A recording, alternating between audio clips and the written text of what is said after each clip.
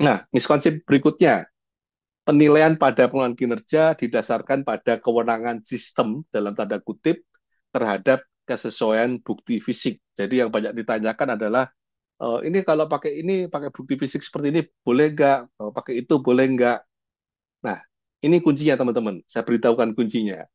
Ya, kuncinya pengelolaan kinerja itu sebenarnya alat bantu buat organisasi mencapai target atau tujuan organisasi tersebut.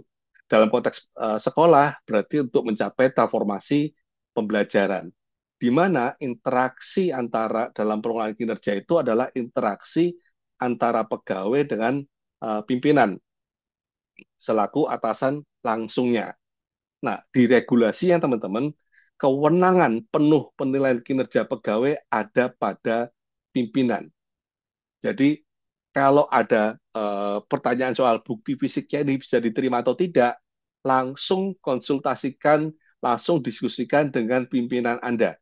Ya, dan uh, buat para pimpinan, buat kepala sekolah dan pengawas sekolah, ayo terbuka untuk mendiskusikan bukti-bukti fisik yang realistis dicapai oleh guru atau pegawainya. Karena kata kuncinya jangan ribet soal ketentuan-ketentuan administratif, tapi bagaimana energi kita lebih banyak untuk mencapai transformasi pembelajaran. Dan kuncinya di dua orang itu, ya, antara pegawai dengan pimpinan.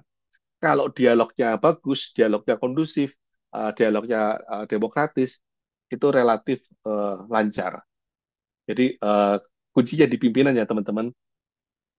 Next, bagaimana penilaian praktek kinerjanya? Tadi ada yang pertanyaan, ini kok penilaiannya hanya melalui observasi kelas, apakah cukup valid? Teman-teman, ini salah satu miskonsepsinya juga. Ya, observasi kelas itu bukan mekanisme penilaian. Jadi tidak ada penilaian dalam observasi kelas atau observasi kinerja. Observasi kinerja digunakan untuk menentukan baseline atau kondisi awal praktek kinerjanya seperti apa. Kenapa kita perlu tahu kondisi awal? Karena kita ingin melakukan peningkatan.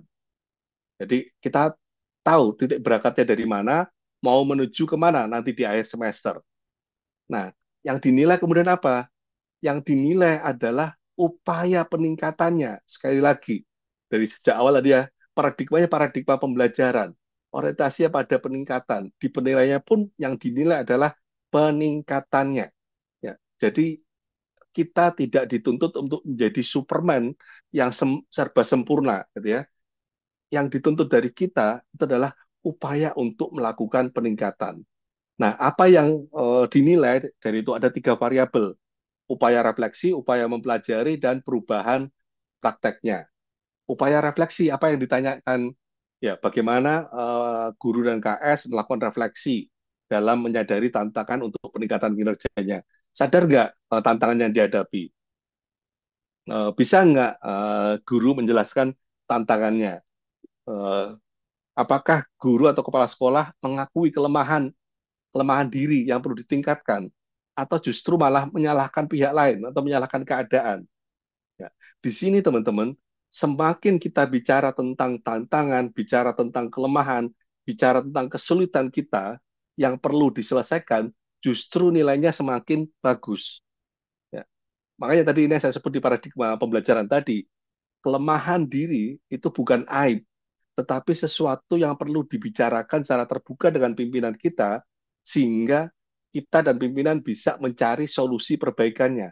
Kalau kita tidak sadar kelemahan, maka kita tidak bisa melakukan peningkatan. Kalau kita tidak paham persoalannya, kita nggak bisa mencari solusinya.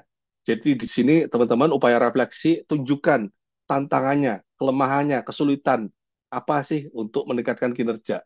Di upaya refleksi ini dibicarakan secara terbuka. Itu di fase mana? Di fase C kalau di sini diskusi tidak lanjut, dan di fase E refleksi tindak lanjut. Yang kedua adalah upaya mempelajari. Upaya mempelajari ini adalah apa? Bagaimana guru dan KS itu mempelajari solusinya. Tadi kan kelemahannya, kesulitannya ya. Yang kedua sekarang nyari solusinya, belajarnya. Eh, sudah melakukan upaya apa aja, sudah ikut latihan apa aja, sudah ikut mentoring apa aja, sudah ikut coaching apa aja, sudah melakukan simulasi apa aja, upayanya untuk belajar ya. Dan ini dinilai di fase E yang refleksi tindak lanjut. Dan yang terakhir adalah perubahan praktek. Bagaimana sih perubahan prakteknya dari di akhir semester dibandingkan ketika observasi kelas. Nah, kalau ada perubahan, itu justru yang dicari. Oleh karena itu, teman-teman, saran saya ketika di observasi kelas, nggak usah acting, nggak usah sok sempurna gitu ya. Apa adanya saja, alamiah, tunjukkan bagaimana praktek kerja kita di awal. Ya, semakin alamiah, maka akan semakin memudahkan kita untuk menunjukkan adanya perubahan praktek di akhir semester.